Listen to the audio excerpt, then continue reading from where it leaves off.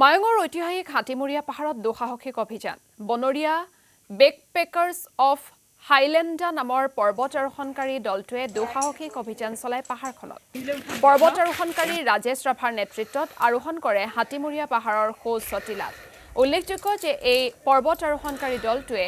শেহতীয়াভাৱে হিমালয়ৰ কঠিন অন্নপূৰ্ণা বেছ কেম্প সফলতাৰে আৰোহণ কৰিছে আৰু এই সন্দৰ্ভত আমাক সবিশেষ জনাব নজৰুল ইছলামে হয় মই এই মুহূৰ্তত উপস্থিত আছোঁ মায়ঙৰ যি হাতীমূৰীয়া পাহাৰ সেই পাহাৰৰ এটা ওখ টিলাত উপস্থিত আছোঁ আজি আমি আপোনালোকক দেখুৱাবলৈ চেষ্টা কৰিম এটা এক্সক্লুচিভ এটা দুঃসাহসিক ক্ৰীড়া এই দুঃসাহসিক ক্ৰীড়াৰ এটা অংশ আমি দেখুৱাবলৈ চেষ্টা কৰিম এয়া চাওক তেওঁলোকে শৈলাৰোহণ কৰি আছে অসমৰ কেইবাটাও প্ৰখ্যাত পৰ্বতাৰোহী কেইবাজনো ইয়াতে উপস্থিত আছে আমি অকণমান জানিব বিচাৰিম আপুনি মোৰো ভাগৰ লাগিছে আপোনালোকে পুৱাই আহি উপস্থিত হৈছে গুৱাহাটীৰ পৰা আমি দেখুৱাই আছোঁ কেইবাগৰাকী বিখ্যাত পৰ্বতাৰোহী কি ক'ব আপোনালোকৰ দলটো কিমানজনীয়া দল আজি এইখন পাহাৰত উঠিব আৰু কেনেধৰণৰ অভিযান চলি আছে আমি 14জনীয়া দল আহিছোঁ আৰু আজি আমি ইয়াতে খৰাপাত ইক' ৰিজৰ্টত প্ৰথমবাৰৰ বাবে এই যিখিনি আমি এডভেঞ্চাৰ এক্টিভিটি কৰিম এই এডভেঞ্চাৰ এক্টিভিটিৰ অন্তৰ্গত যিটো দুঃসাহসিক ক্ৰীড়াৰ অন্তৰ্গত আমি ৰেপেলিং আৰু জিপ লাইন কৰিম আমি আটাই যি আমাৰ মাজত দুই এক নতুন আছে তেওঁলোকেও জানিব পাৰিব এই ক্ৰীড়াৰ বিষয়ে আৰু তেনেদৰে আজি আমি ইয়াত পোনপ্ৰথমবাৰৰ বাবে খৰাপাত ইক' ৰিজৰ্টত যিটো আমাৰ অজিত মেধি স্বত্বাধিকাৰী তেওঁৰ এই ৰিজৰ্টত আমি পোনপ্ৰথমবাৰৰ বাবে আমি এডভেঞ্চাৰ এক্টিভিটি কৰি আজি আমি এই যে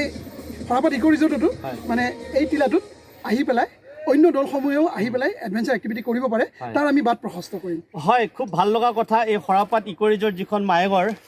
ইয়াৰ পৰা ব্ৰহ্মপুত্ৰ বৰ বেছি দূৰ নহয় আমি পৰিৱেশটো দেখুৱাবৰ কাৰণে চেষ্টা কৰিম এটা সাংঘাতিক নান্দনিক পৰিৱেশ চাৰিওফালে শস্যৰে নদন বদন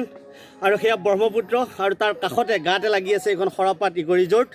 আৰু ইয়াত তেওঁলোকে এনেদৰে পৰ্বত আৰোহণ কৰিবৰ কাৰণে যোৱা বছৰো আহিছিলে আৰু এইবাৰ কিছুদিন পূৰ্বে তেওঁলোকে নেপাল তাৰ আগতে তেওঁলোকে গুজৰাট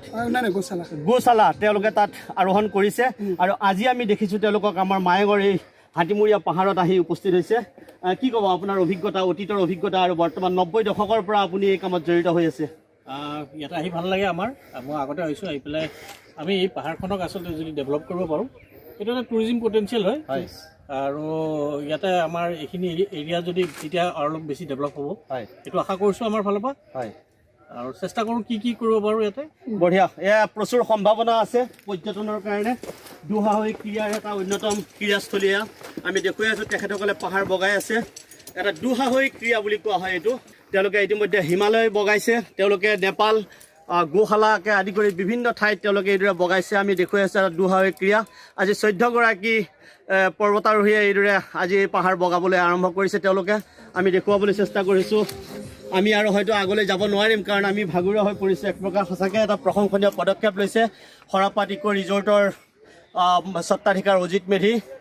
ইয়াতে প্ৰত্যেক বছৰে তেওঁলোকে এনেদৰে আহে আৰু বিভিন্ন দেশ বিদেশৰ পৰ্যটক আহি ধন্যবাদ জ্ঞাপন কৰিছোঁ